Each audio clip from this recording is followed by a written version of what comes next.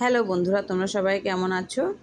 আশা করি সবাই ভালো আছো। আর কিচেনে সবাইকে স্বাগত। আমি আবার চলে আসছি আরেকটি নতুন ব্লগ নিয়ে। আজকে আমি বাজারে গিয়েছিলাম, বাজার থেকে ছোট মাছ কিনে নিয়ে আসছি। আর টাকি মাছ যে এনেছিল, টাকি মাছটা কেটে নিয়েছি। ছেলেকে নিয়েই বাজারে গিয়েছিলাম।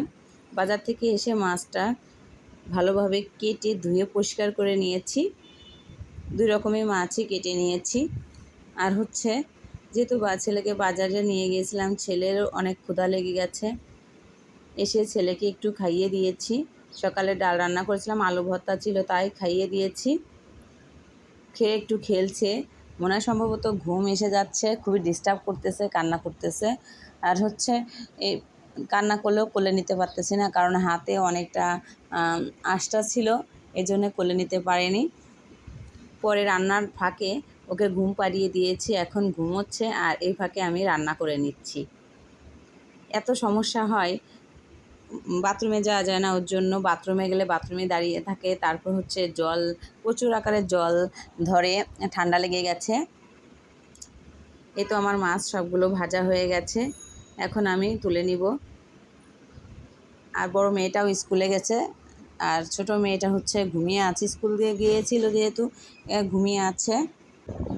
আজকে বেশি কিছু রান্না করব না, 2 পদই রান্না করব।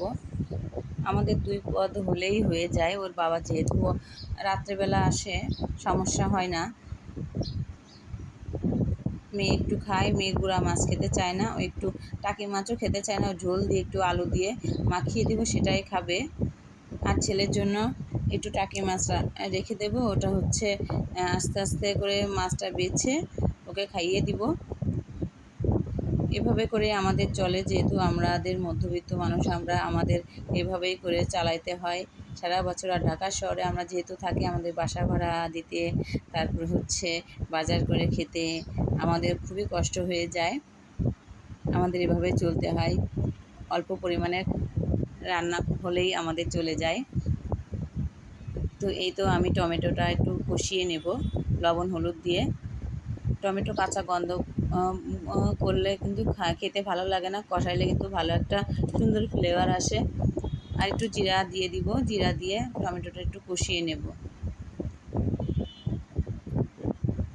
আর এদিকে মেয়েটা স্কুল থেকে এসে গেছে, 2:30 বেজে গেছে। স্কুল থেকে এসে গেছে, ওই একা একাই আসে যায়। আমার তো যাওয়ার সময় হয় না, কাছে কাছে স্কুলটা, এই জন্যে ও স্কুল থেকে চলে আসে। তো চলে আসছে, এসে আমাকে গল্প করছে, মা স্কুলে একটা নতুন মেয়ে আসছে, মানে ওদের ক্লাসে নতুন একটা মেয়ে আসছে। সে নাকি অনেক ভালো পারে, রিডিং অনেক ভালো পারে, অনেক স্মার্ট। যে তোমরা কেন স্মার্ট না? তোমরাও তো স্মার্ট। সে গ্রাম থেকে এসে স্মার্ট করছে, তোমরা ঢাকা শহর থেকে কেন স্মার্ট হওয়া না? তা বলছে, না মা খুবই স্মার্ট, আমরা ওদের সাথে পারবো না। যেহেতু আমার মেয়ের রোল 5, ও আগে 4 ছিল। ওদের স্কুলে মেয়েগুলো খুবই ট্যালেন্টেড, ওরা খুবই ভালো পারে। আর এই যে বাজার থেকে আমি বাজারে গিয়েছিলাম, চারিপাশে আমার দেখছেন কাপড় চোপড় ছড়িয়ে আছে, গুছাইতে পারিনি। বাজারে গিয়েছিলাম, বাজারে এই ফলটা কিনে নিয়ে আসছি, কিন্তু ফলটার নাম আমি জানি না। কি বাঙির মতন দেখতে, এটা নাকি সৌদি আরবের ফল। এটা খেতে একটু মিষ্টি মিষ্টি, বেশি অতটা ভালো না।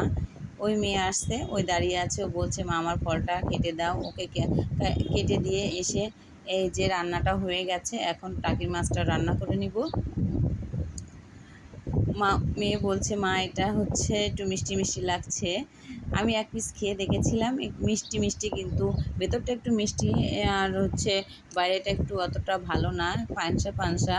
কিন্তু দামটাও তো অনেক, আমাদের বাঙি তো এত দাম না। আমাদের 40-50 টাকা হলে একটা বাঙি পাওয়া যায়, আর এটা 100-200 টাকা কেজি। তাই এটা খেতে যাব কেন? আমাদের ভালো জিনিসটাই আমরা খাবো। তো আমার ভিডিও কোথাও যদি আপনাদের একটু ভালো লেগে থাকে, please please please like, comment, share, subscribe করবেন, পাশে থাকা বেল বাটনটা ক্লিক করবেন। সবাই ভালো থাকবেন। তো এই তো আমি মাছ রান্না করে নিয়েছি, আপনাদের পুরোটা দেখাইনি। এখন একটু জিরের গুঁড়া দিয়ে মাছটা নামিয়ে নিব। আর এদিকে আমি 2-3টে স্টুডেন্ট পড়াই, এদিকে ওরা মনে হয় চলে আসবে, যেহেতু 4টা বেজে গেছে, ওরা 4টার সময় আসে। তো এখন এটা নামিয়ে মেয়েকে খাবার দিব। ছেলে উঠলে ছেলেকে আবার একটু খাবার দিব, কারণ অল্প অল্প খাবার দিতে হয়। আর ছোটো মেয়েটাকেও খাইয়ে দিতে হবে এখন। তো এখন আমি তরকারিটা